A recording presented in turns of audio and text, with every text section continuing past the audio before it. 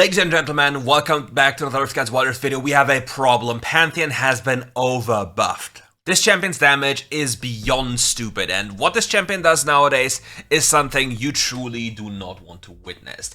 The issue with this champion was before that he had too much damage, but he fell out of the meta because other champions simply were stronger, but Pantheon was never necessarily weak.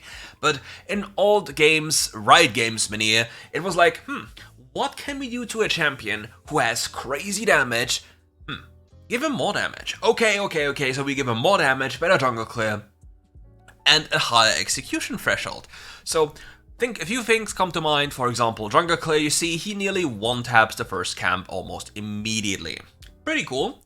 But the thing is, it only gets worse. And there's a few things about the item build, for example, that we need to talk about. Okay. There's a secret when it comes to Ascent Reaver on Pantheon. If you utilize your empowered second ability, the first jump will be empowered by the Ascent Reaver, which is only one instance of damage, not the multi-hit after.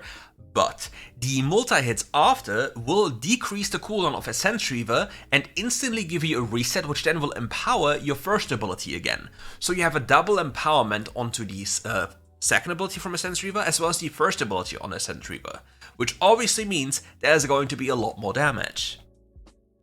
But at the same time, we also have a heavily overbuffed percentage armor pen item, which now provides you with the full pen value immediately after picking it up. So in this instance, you see he has Boots of Dynamism, he has Serpent's Fang, and he has another Yomu's into, well, you guessed it right, Mortal Reminder, while also having Sudden Impact. This all plays together into Pantheon's passive, which is 10% armor pen on level 5, 20 on 9, and 30 on level 13. So the biggest issue with this champion is he completely negates your armor, and when they're done, you technically get one shot because his numbers are pretty funny. And in the past, you would go for items like Blade of the Rune King to just make it even better, since his second ability would apply it multiple times due to multi-auto attacking, and then the enemy would get closer to the execution threshold, which is the primary goal of Pantheon. Now, not much happening so far. Farming to level 5, now looking for a play here. Yeah. He actually doesn't go for the double kill here. Isn't it better to die for the double kill and then use the reset? Because you would die, you would get resets and have to stand in base for a brief moment anyway. I mean, technically speaking, it might have been better to take the double kill and die if the Lulu gets the gold. Because it wouldn't do too much harm to him because the camps on the map were not available at that time yet. So I think economically, this could have been a bigger advantage, but again, the gold was only luxury gold, so it didn't really matter in the end, to be fair. Okay, playing Zombie Ward. Something we rarely see normally, but with the changed other trees, or at least the change to the precision tree that you only have Giga Value of Giant Slayer on super high targets, you still take the rune, by the way, over any of the other runes in that row. But still, other trees look more appealing, especially with the rework to Inspiration, but obviously not on the Pantheon. That was a 585 crit, by the way. Lil Bro just critted for 585. And the funniest thing is that I always love to read is you're not playing the game, you're not playing the game. I don't have to, even if I would stop playing the game for 2 years, I can promise you, after a few games, just playing a champion once or twice, I can give you a more accurate description of the champion's power level than you find anywhere in the entirety of WildRift. And that is not ego or anything, it's just this game barely changes, has barely changed over the years, and unless Riot does something insanely crazy, nice snipe, it will continuously stay the same. The same champions, apart from 1 to 2, every new patch, every new champion edition, stay meta. Lulu is still meta, got nerfed 90 times, Yuumi is still there, Kai'Sa is still there, all these champions are still there. Caitlyn is a new flavor of the month, which is only powerful with, who could have guessed it, Milio. Other than this, she's worthless. And it's so funny to see all of these changes constantly, because only specific combinations of champions are good, and not standalone. Kai'Sa in theory should be terrible, because this champion loses every lane in existence, but due to how the game functions nowadays, She sometimes even wins lanes, for some reason, which makes no sense. And then gets to hyperscale. And then she automatically wins again. Makes no sense, I know. Anyway, back to the Pantheon. Pantheon hopping in here, looking for an angle. Serpent's Fang applying decent value, but simply not enough damage from the broskies here to just get through this Kai'Sa HP bar.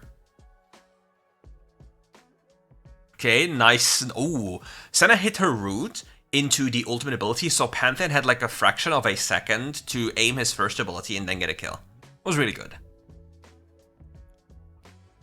But the blessing of Pantheon, if we look at it at face value, is the super early heavy aggression through damage, as well as the ability to globally impact the map with the ultimate.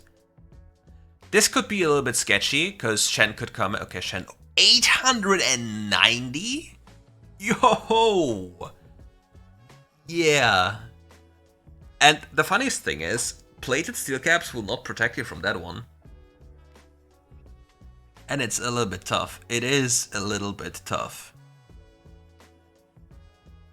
You wanted to go for the Kai'Sa, but can't really. It has so much damage, so you just rather took the Lulu.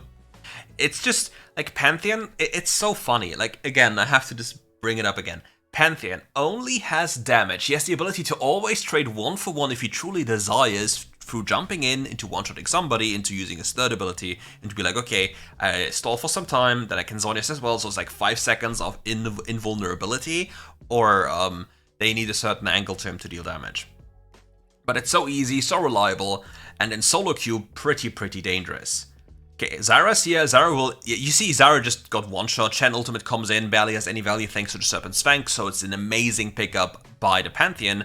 In the upcoming video I made, there's going to be like a little description about, hey, you only buy these utility items into specific enemy champions. And for example, here in this game, we have Shen, we have Lulu, and we have Kai'Sa. If it was only Lulu and not Kai'Sa, not Shen, then there would be no point of picking up Serpents. But since they have stacked so many different amounts of shielding, it is simply way too good to... you just have to build this item, it's too much value. Because if the Shen provides you with like a 900 shield and you cut away like 50%, that's like dealing 450 extra damage. And what item do you need to deal 450 extra damage? And this only gets higher and higher and higher if they stack shielding with Lulu and Kai'Sa and Shen, which is like basically a protect the Kai'Sa comp. So you need to get through that shielding. So anyone has to take to buy the bullet and be like, okay, I need to buy the anti-shielding. Which champion can do this? Preferably lethality champions. In this game, Senna could build it, and obviously Pantheon.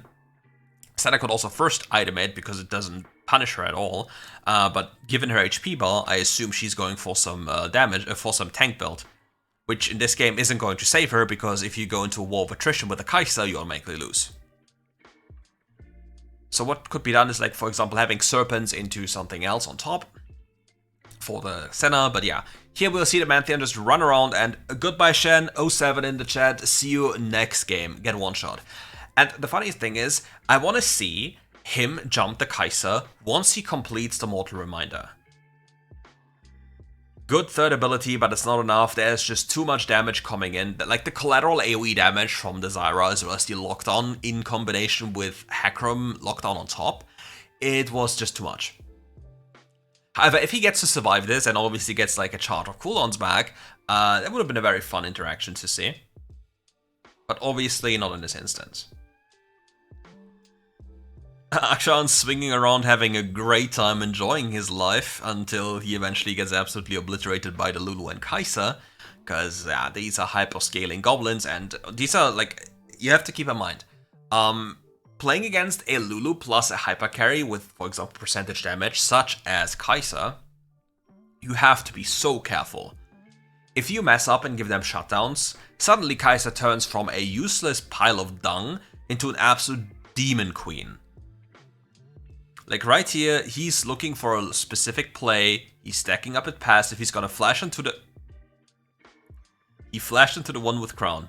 I mean, I knew he was gonna flash, but not onto the one with crown. That was the unexpected part. You never know.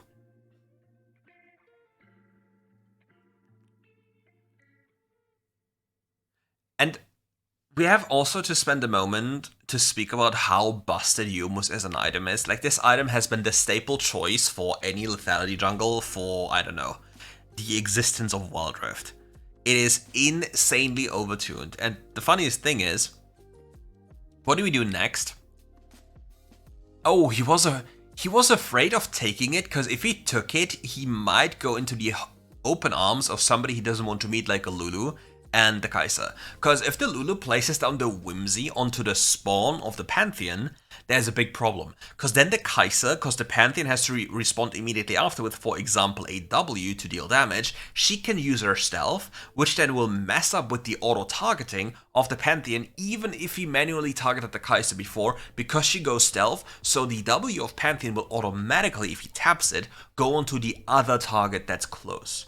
So in high pressure situations, champions with stealth can absolutely abuse this kind of behavior. And then if the spell's on cooldown, obviously the Kai'Sa is in a huge advantageous position and is just free as hell. Okay, the team had to encounter some issues, and we get a beautiful instant one clip onto the Kai'Sa, which then brings back one gamer from the fountain. This Hecarim has 119 armor, and yeah, he just disappeared. So let me see how she gets stabbed. 1001 damage with a Pantheon Q. Yes, sir. Everybody in chat truly loves to see this champion being buffed. Or we have the Malphite banana combo, the Flash ultimate go home combo. I really hope he has Awakened Soulstealer, because Malphite is like the champion similar to Rakan, where Awakened Soulstealer is just omega broken.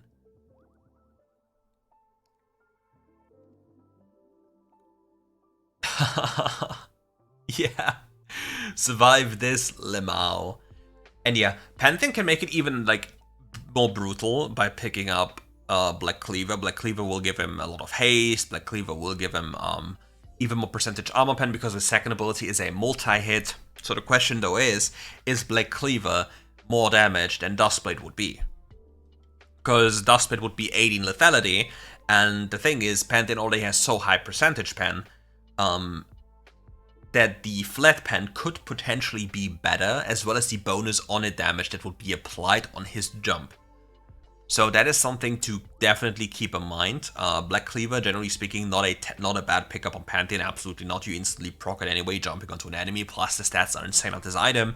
But if you want to go for the truly like one-shot build, it's definitely something you can at least debate.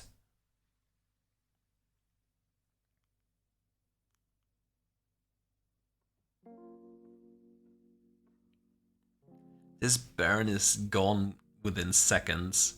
Yeah. Easy pickup. He's not even pillaging, he's just looking to kill because there's no tower here, so he knows. So Shen is now forced to E away and ult. If he doesn't do so, he's dead. Yeah, 1202 damage, by the way. 1202 damage. Lovely.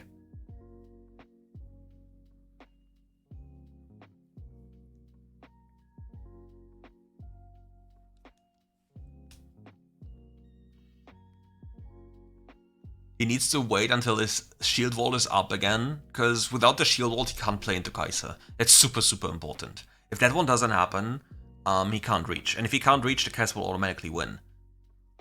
So right now he's observing the situation, but he's just waiting for the next wave to come in. He's playing in Fog of War, hopefully that in hopes that the Kai'Sa walks up too close, because if she gets too close, she just gets one shot. Okay, gets hit by the...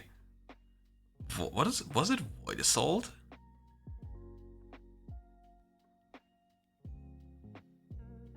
Void Seeker, it was Void Seeker, my bad. Okay, look, he's still waiting. He really didn't... 1845? Okay. But yeah, he truly didn't really want to go until there's like a proper target in front of him. Because if he goes too deep while utilizing most of his spells, then he's just free for the pickup. He can turn on the Kai'Sa here. If Kai'Sa walks too close and he isn't spotted... Yeah. Yeah. Just exhaust forehead, just exhaust. That's an easy one-shot, you see?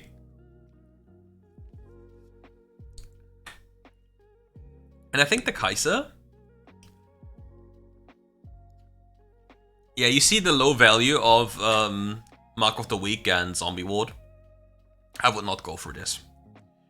I would rather honestly go resolve first tree and then go sudden impact second tree. Does the Kai'Sa? I didn't see. Does the Kai'Sa have plated? I hope that the Kai'Sa has plated, because look at this game. If she doesn't have plated, she is absolutely lost in space. But I think she has plated. I think I just saw. Okay, ulting in. Kai'Sa up there coming. This game, Kai'Sa could even debate going for Crown, actually. She could just build a Crown if she really wanted to. Ooh, this is a really tough spot. This is a really tough spot to be in, because Kai'Sa didn't get one-shot. Like, the bonus HP she gets from the Lulu, as well as the defensive stats she has, just makes it so difficult for the Pantheon to just really tap her.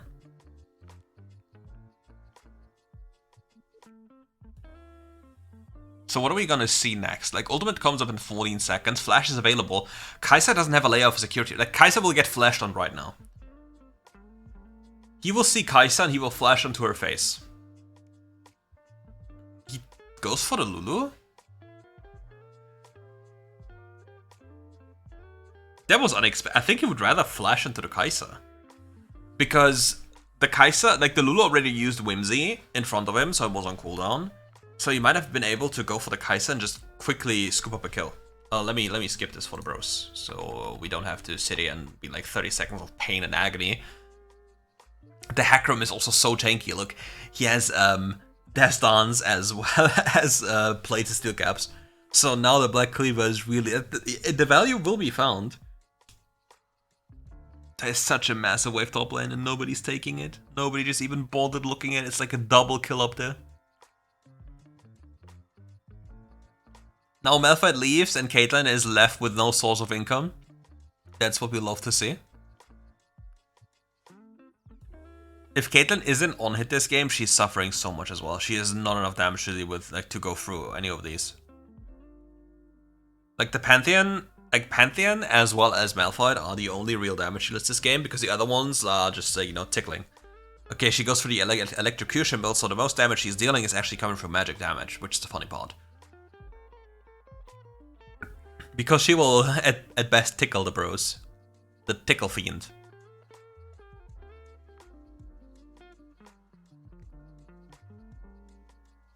Okay, no. Okay, they just got vision as well. This might be a good... if they were in position, they could have just traded... Oh no, this is Elder. They can't. Yeah, this Elder is... Wait, he just got owned? This bro is a tiny bit tanky, and Senna isn't really the one that deals damage, but they get a revive through the Akshan. That's really, really big. 7 seconds till flash, and like I think he wants to wait until flash so he can flash on Kai'Sa. Like, he really needs to find a spot where he can flash on Kai'Sa. He got split apart. It's really, really sad. Oh, look how he tries so hard. It's so, like, this is the only play a Pantheon has. Oh my god, that was so close. Did he just crit so many times? That's so lucky.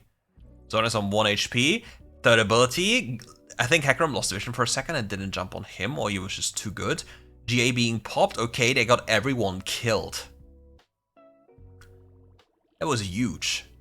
But it's so fun because, like, the moment you see Pantheon players, you specifically know how they'll play every single fight. Because their only goal is to one-shot you, because if you die, you lose. And in this game, if the Kai'Sa dies, they lose. But if the Kai'Sa doesn't die, they will lose themselves. Because they have collateral damage from the Zyra, who, even if she's not even fed, will still deal a big chunk of damage over the amount of time if a fight is being, like, delayed.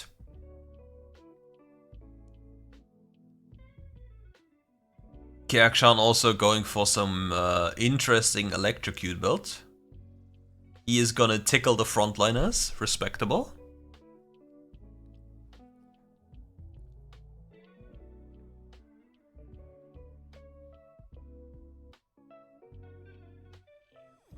Maybe I do some grief stream where I will storm razors to show why this item is so bad. Let's see. I still need to get some stream hours in, at least this weekend. Got a little bit caught up with work. My bad, guys.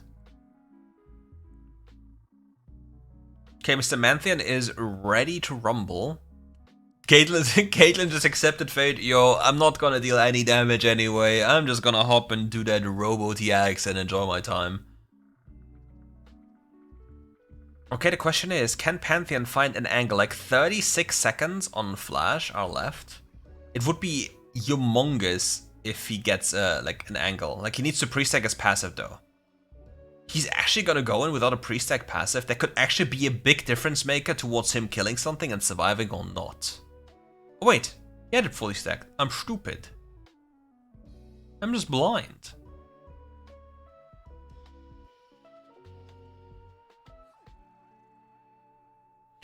Nothing new to be honest. Meanwhile, Shen's splitting so you can join via ultimate. They get an inhibitor. TX is walking in. Lulu walks a little bit too close. Gets every single shield. Okay, Lulu just griefed it because now Shen can't join anymore. And they'll end the game, certainly. Look, there are multiple waves coming. Kai'Sa's the only one alive right now, and Shen has no way of joining if the Malphite cancels the Kai'Sa. Okay. Okay, this is actually quite huge. No way, they'll just end the game. Nicely done by the Caitlyn, shoving away the minions so they can just finish the game. Kai'Sa can't defend this anymore. That is tough. That is tough. That is heartbreaking. The Pantheon just did one big mistake at the end and it nearly cost them, but fortunately Baron minions as well as T-Hex are now overbuffed and good enough to deal with all of the issues. Not too shabby. Okay, and with that we are at the end of this video. I'll let these build cards still play. And don't forget, if you enjoyed the video, leave a like, comment, boost the algorithm with that one, and never forget, whichever tier list you watch, it's highly subjective, and the more simplified the tier list is, the more cluttered all the placements will be. But keep in mind, as for mine, placements in the S tier or within the S tier are not ordered, and they're just usually advised to just be picked up and played. Everything within the S tier, that is completely fine. Anything below is something I'd advise not to pick unless you're a main or really enjoying these champions. But as per usual, S tier or the pick of the patch is the way to go. And with that, we are at the end. Thank you for watching. See you soon. Bye bye.